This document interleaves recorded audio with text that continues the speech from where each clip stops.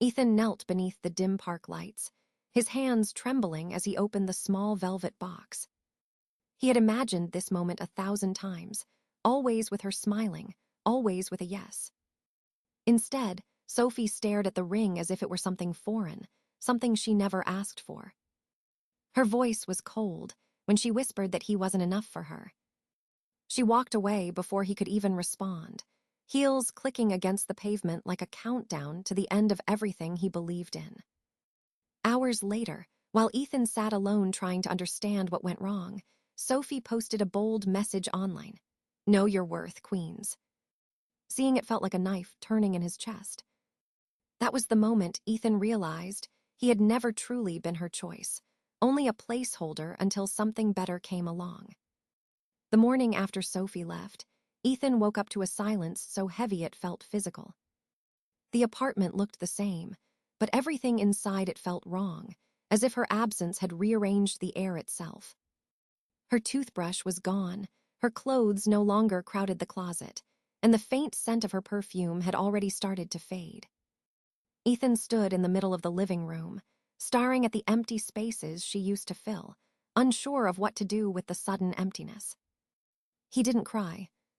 He didn't shout. He simply felt hollow, like someone had scooped out the center of him and left nothing but the shell. When he tried to leave for work, he froze at the door, unable to push himself outside. It wasn't heartbreak in the dramatic, loud sense. It was the quiet kind that seeps in slowly and makes everything feel muted, distant, disconnected. He skipped breakfast. He ignored calls. He lay on the couch for hours, replaying the moment she pulled her hand away from his and walked off into the night. Every detail stabbed at him, the way she didn't hesitate, the way she didn't look back. He wondered how long she had planned it, how long she had been halfway out the door without him noticing. After 2 days of barely moving, he deleted his social media accounts. The thought of seeing her posts, her life continuing effortlessly without him, made his stomach twist. He needed distance, even if it was digital. At work, Ethan forced himself to function, but everyone could see something had changed. He no longer joked in meetings or stayed late to help others finish their tasks. He moved through the office like a shadow, polite but distant. His boss gently suggested therapy after watching him blank out during a presentation. Ethan agreed, not out of hope, but because he had nothing else to hold on to. In therapy, he expected to talk about Sophie, but the conversations went deeper than that. He realized he had been shrinking himself for years, trying to fit into the version of a partner she wanted. He skipped lunches to save money for trips she talked about. He avoided friends she didn't like, even if they mattered to him. He pretended to be unbothered when she made jokes about his job or compared him to her more successful acquaintances. It wasn't that Sophie demanded these things. It was that Ethan had slowly, quietly trained himself to not disappoint her. And in doing so, he had disconnected from everything else that made him whole. Healing didn't happen in a single moment. It came in fragments, a morning jog that made him feel alive again, a dinner alone where he didn't feel lonely, a therapy session where he finally admitted he had been afraid of losing someone who never truly saw him. Week by week, the heaviness started to lift. The silence in the apartment no longer felt suffocating. It felt peaceful. For the first time in years, Ethan began to feel like a person again, not an accessory in someone else's story. Claire entered Ethan's life so quietly that he didn't notice the shift at first. She was the kind of coworker who always held the elevator door, always remembered people's birthdays, always brought an extra muffin, just in case someone forgot breakfast. Before the breakup, Ethan barely exchanged more than polite greetings with her. But now, in the weeks following Sophie's departure, she became one of the few points of warmth in his day. It started with a simple question in the break room, "Rough week?" asked with such sincerity that Ethan didn't feel the need to hide behind the usual automatic answers. He nodded, and she didn't pry, simply handed him a cup of fresh coffee she had just made. That small act stayed with him much longer than it should have. They began crossing paths more often, though neither of them planned it. Or at least that's what Ethan believed. Claire always seemed to sense when he needed space, and when he needed someone to sit with him in silence. One evening, after another long day, she caught him staring blankly at his computer screen. Without asking, she placed a sticky note on his keyboard that read, "You're doing better than you think." He didn't know why, but those words hit him harder than he expected. The next week, she invited him for coffee at a small cafe near the office. He agreed, convincing himself it was just two colleagues taking a break. But when she laughed softly at one of his clumsy jokes, something inside him shifted. It wasn't romantic. Not yet. It was more like remembering what it felt like to breathe without pain. Their coffee breaks turned into longer conversations. Talks about work became talks about life, childhood stories, dreams they hadn't told anyone, fears they were learning to outgrow. Ethan found himself opening up in ways he never had with Sophie. He didn't have to measure his words or adjust his tone. Claire listened without judgment, without comparison, without expecting anything in return. She noticed when he looked tired and reminded him to eat. She noticed when he was quiet and asked if he needed company or time alone. She noticed him in a way he wasn't used to being noticed. One Friday, she suggested trying a new Thai place after work. He hesitated, wondering if it was too soon, too dangerous, too full of possibility. But he agreed, and the dinner felt natural, easy, even comforting. For the first time since the breakup, Ethan laughed without forcing it. When she walked him to his car, she didn't flirt or create tension. She just smiled and said, "I'm glad you're starting to feel more like yourself." Over the next few months, their connection deepened. Slowly, gently, without pressure. What began as casual moments grew into intentional time together. Coffee breaks turned into weekend hikes. Dinner turned into movie nights. Conversation turned into trust. And one evening, as they sat watching the city lights from a quiet overlook, Claire rested her head on his shoulder. Ethan didn't pull away. For the first time in a long time, his heart didn't feel like a wound. It felt like it was healing. When they finally decided to date, it wasn't a dramatic confession. It was two people choosing each other with clarity, not desperation. Months later, when Ethan asked Claire to marry him, she didn't hesitate. She didn't need time to think. She said yes, as if she had known her answer long before he asked. The call came on a Thursday night, just as Ethan and Claire finished celebrating their engagement with a quiet dinner at home. His phone buzzed on the counter, an unfamiliar number lighting up the screen. He almost ignored it, but something made him answer. The moment he said hello, he heard the shaky breathing, familiar, fragile, and unmistakably Sophie's. For a second, he couldn't speak. She broke the silence first, her voice trembling as if she'd been crying for hours. "I saw the picture," she whispered. "You're engaged." Ethan didn't know how to respond, so he stayed quiet, giving her space to continue. Sophie let out a bitter laugh, the kind that tried to mask panic but failed miserably. I didn't think you move on this fast." He felt a cold wave wash over him, not because he still cared, but because the audacity left him stunned. She went on before he could reply.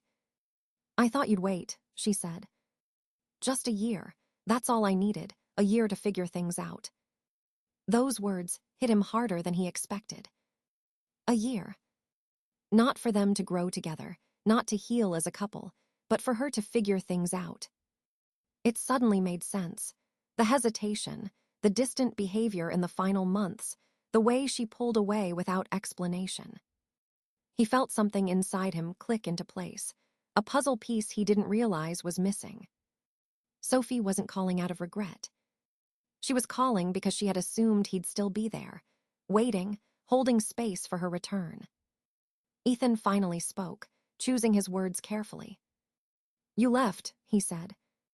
"You made it clear I wasn't what you wanted." Sophie inhaled sharply, as if offended by the truth. "That wasn't what I meant," she insisted. I just needed time. I wanted to explore my options before settling down. I thought you understood. He froze. Explore my options. Settle down. The phrasing felt clinical, detached, as if she were reviewing job applications rather than talking about a human being she once claimed to love. Ethan felt anger simmer beneath the surface, not explosive, but steady and controlled. It was the kind of anger that comes from clarity. You didn't want to marry me, he said. You wanted the idea of me waiting for you. Sophie started crying harder, her words dissolving into panic. I made a mistake, she sobbed. I thought I had more time. I didn't think you'd meet someone like her. Her voice cracked on the last word, her, as if Claire's existence was an insult. Ethan looked over at Claire, who was quietly cleaning up the dinner plates, unaware of the storm happening on the other end of the call. He felt a powerful sense of contrast. With Claire, everything had been calm, steady, genuine. With Sophie, it had always been conditional. He took a deep breath. I hope you find what you're looking for, he said softly. But whatever you expected from me, that chapter is over. There was a long silence. Then the line went dead, leaving him standing alone in the kitchen, finally understanding the truth he had missed for years. The drama began quietly, almost like a faint tremor before an earthquake. The morning after Sophie's late night breakdown call, Ethan noticed a strange tension in the air at work. Coworkers glanced at him with a mix of curiosity and hesitation, as if they knew something he didn't. By lunch, he understood why. Claire received a message request from an unfamiliar account, and when she opened it, her face drained of color. The message was from Tara. She introduced herself cheerfully, pretending to be concerned, then slid into accusations wrapped in fake sympathy. She claimed Ethan had proposed to Claire out of spite, that he was emotionally unstable, that he was hiding heartbreak behind a rushed engagement. It was manipulative, messy, and dripping with the same arrogance Ethan remembered from Sophie's inner circle. Claire showed him the message, and he felt a familiar ache bloom in his chest, not pain from Sophie, but disappointment that her chaos was spilling into his new life. He told Claire to ignore it, but he knew it wouldn't stop there. It didn't. By evening, Ethan started receiving texts from mutual friends he hadn't spoken to in months. Some asked if he was doing okay. Some implied he'd moved on too fast. Some accused him of using Claire as a rebound. He responded politely to a few, then stopped answering altogether. It became clear they weren't seeking truth. They were projecting Sophie's hurt. The phone calls came next.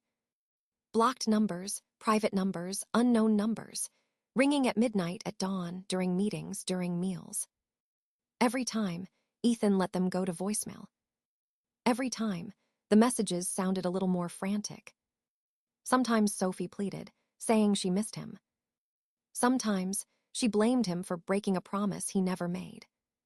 Sometimes she screamed, insisting Claire had manipulated him. The emotional whiplash was exhausting, but also painfully familiar. It reminded him exactly why he had felt so drained in the final year of their relationship. Still, he stayed calm. He refused to let her drag him back into the emotional undertow he'd barely escaped from. One night, Claire saw him sitting alone on the balcony, staring at his phone with a weary expression. She asked if he wanted her to stay or give him space. He chose honesty. He told her everything Sophie had said during that late night call. Claire didn't react with jealousy or fear. She simply sat beside him, placed her hand over his, and said, I'm not here to compete with your past. I'm here for your future. That simple reassurance grounded him more than anything.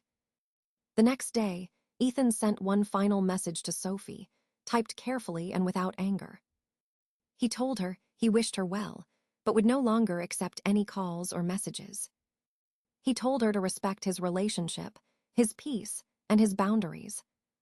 Then he blocked every number associated with her. For a while, things quieted down. But Sophie's circle wasn't done. Tara began posting vague, dramatic quotes online, clearly aimed at Ethan and Claire. Some mutual friends reshared them, fueling the fire. But Ethan didn't engage. He had spent too many years fighting invisible battles, trying to please people who were never satisfied. Now he had someone who valued him, someone who didn't need to tear others down to feel whole. And for the first time, he truly believed he deserved that kind of love. PH letter 1E7N4, 500 T letter 1EB. The chaos didn't begin all at once. It started as a faint disturbance, small, almost ignorable, like the first crack in a window before it shatters. 2 days after Sophie's late-night call, Claire received a message from an unknown account. The tone was polite at first, almost friendly. "Hey, just wanted to give you a heads up about Ethan. He moves fast. Be careful." Claire showed it to Ethan. Her brow raised in confusion, rather than fear. Before he could respond, another message arrived. Then another. Some were passive-aggressive. Some were vague threats. Some were thinly veiled attempts to cause doubt. It didn't take long for Ethan to recognize the writing style. It was Tara, Sophie's closest friend, the same person who used to sit across from them during double dates and laugh as if she genuinely liked him. Now she was trying to dismantle his new relationship one message at a time. Claire blocked the account without hesitation, which only seemed to escalate things.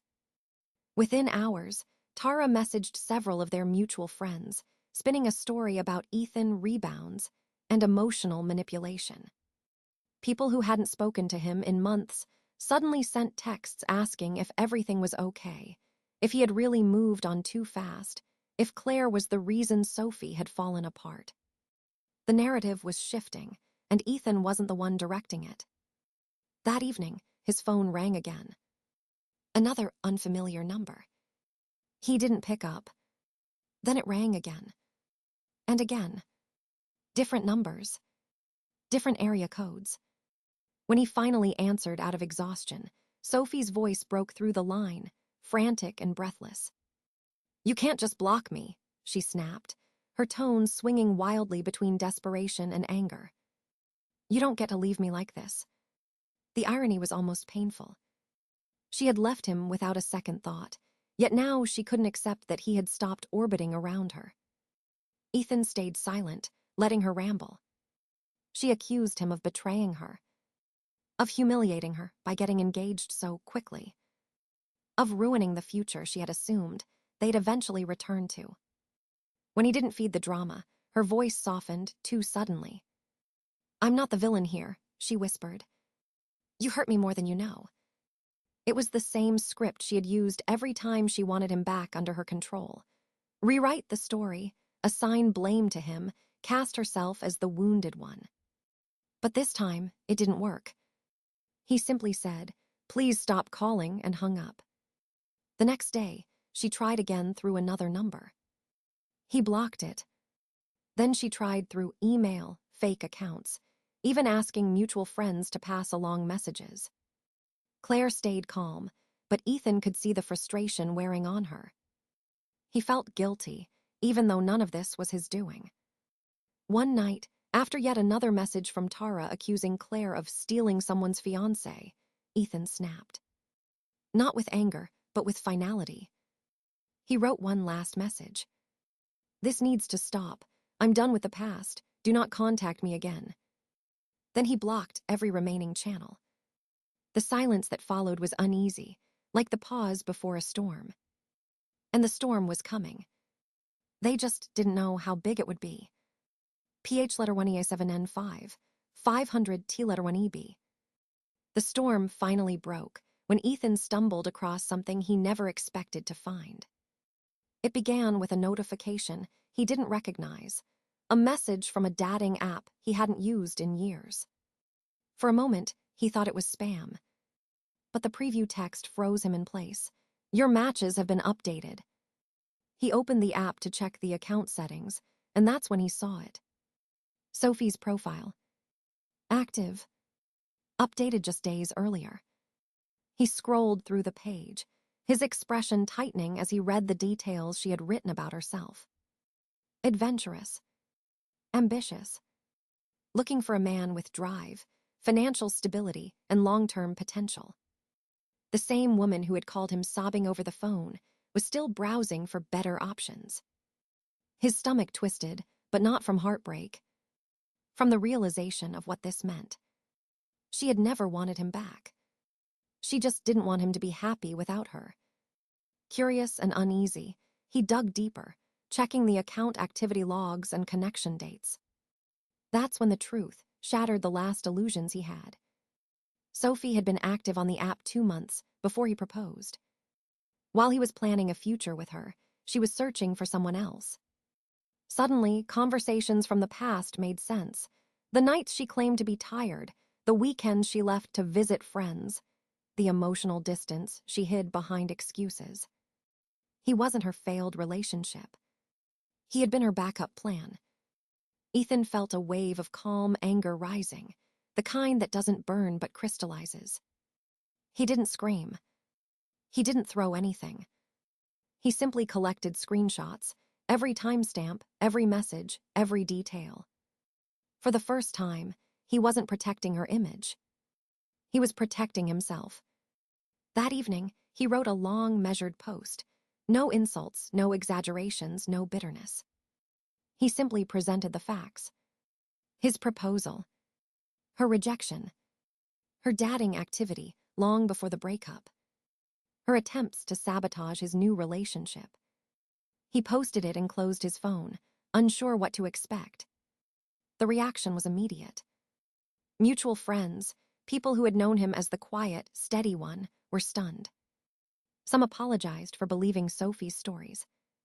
Others confronted her directly. The narrative collapsed in minutes. Sophie tried to defend herself, but every excuse only made things worse. She claimed the dating app was an old account, but the timestamps contradicted her. She claimed Ethan had misunderstood, but her own updates proved otherwise. Within hours, she went from victim to cautionary tale. Tara tried to jump in and defend her, but the screenshots exposed her too, messages she had sent to Claire, lies she had spread to mutual friends. Everything unraveled at once. By nightfall, Sophie had deleted her social media accounts, but the damage was done. People whispered. People judged. People remembered every red flag they had ignored. Meanwhile, Ethan sat on the couch with Claire beside him, feeling something he hadn't felt since the beginning of all this. Relief. Not because he'd exposed her, but because he was finally free from the weight of a truth she had buried for years. He had lost her long before the breakup. But now he had found himself. The fallout from the earlier drama might have died down if Tara hadn't reached her breaking point. For weeks, she had watched Sophie spiral, lashing out at everyone, rewriting the story to make herself the victim, and dragging people into her chaos. Tara had defended her for years, stood by her through every messy breakup, every impulsive decision, every meltdown. But this time was different. This time, Sophie wasn't just hurting herself. She was actively trying to destroy someone who had already moved on. The final push came when Sophie showed up at Tara's apartment, ranting for an hour straight about how Ethan owed her another chance, and how Claire stole the life she deserved.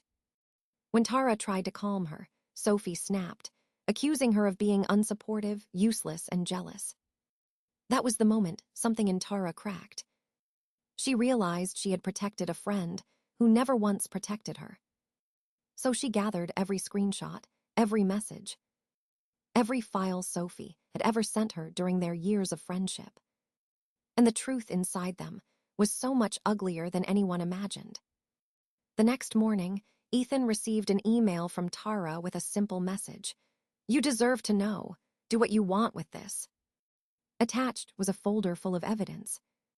The first file was a dating timeline Sophie had kept. It showed she had been seeing other men for 5 months before Ethan's proposal. Each entry listed names, dates, pros, cons, and whether they were worth pursuing. Ethan stared at the screen in disbelief. Scrolling further, He found the spreadsheet, an Excel document labeled Partner Rankings. It was a list of 15 men, each scored in categories like income, future potential, physical attractiveness, lifestyle compatibility, and social value. Ethan was ranked 11th. His lifestyle score was highlighted in orange with a note beside it. Too stable, predictable, low upside. Reading those words didn't hurt the way Sophie hoped they would. They didn't break him. They only confirmed what he now understood. He had never been loved. He had been evaluated, judged, measured, and ultimately discarded. But the documents didn't stop there. Screenshots revealed conversations where Sophie mocked Ethan for being safe and trying too hard. There were messages where she discussed waiting to see if someone better came along before deciding whether to circle back to him. One thread even showed her bragging about turning down his proposal because she wanted proof she could do better. When Ethan finished reading, he sat back and exhaled, not in pain but in finality. He forwarded the folder to a few close friends who had been caught in the crossfire, not to shame her, but to explain the truth behind the chaos. Within hours, the files spread through their wider social circle. People who once took Sophie's side went silent. Some blocked her. Some confronted her. Some simply turned away, tired of being manipulated. Sophie's reputation collapsed almost overnight. She lost friends, professional connections, and even a pending promotion after her behavior leaked back to her workplace. The pressure made her unravel publicly. She appeared outside Ethan's building screaming his name, begging for a conversation, accusing him of ruining her life, then begging again. Security escorted her away twice. Ethan didn't come down either time. There was nothing left to say. Tara apologized to Ethan in a long message, admitting she should have spoken up sooner. He forgave her. Not because he needed closure, but because he wasn't carrying any of it anymore. He had moved on. He had healed. Sophie's collapse wasn't his responsibility. Her spreadsheet, her manipulation, her downfall, none of it belonged to him now. Those were the consequences of choices she made long before she realized Ethan would never be waiting at the end of her experiments. Ethan stood on the balcony of his apartment, the evening breeze carrying a quiet calm that felt almost unreal after everything that had unfolded. For the first time in years, there was no tension pulling at his chest, no unanswered questions, no weight of wondering whether he had failed someone he loved. Claire joined him, slipping her hand into his, grounding him in a way that felt effortless. She didn't need explanations or reassurances. She simply existed beside him, with warmth that asked for nothing but honesty. He realized then that love was never meant to feel like competition or insecurity. It was meant to feel like this, steady, simple, and safe. The chaos Sophie brought into his life had finally burned out, leaving only the lesson behind. He no longer resented her. He no longer feared her return. He simply accepted that some people come into your life to reveal the parts of yourself you've been neglecting. As he looked at the woman who chose him without hesitation, he understood the real victory was not proving Sophie wrong, but choosing himself at last. And with that choice came a quiet truth he would carry forward. When someone treats you like an option, your strength is choosing not to stay.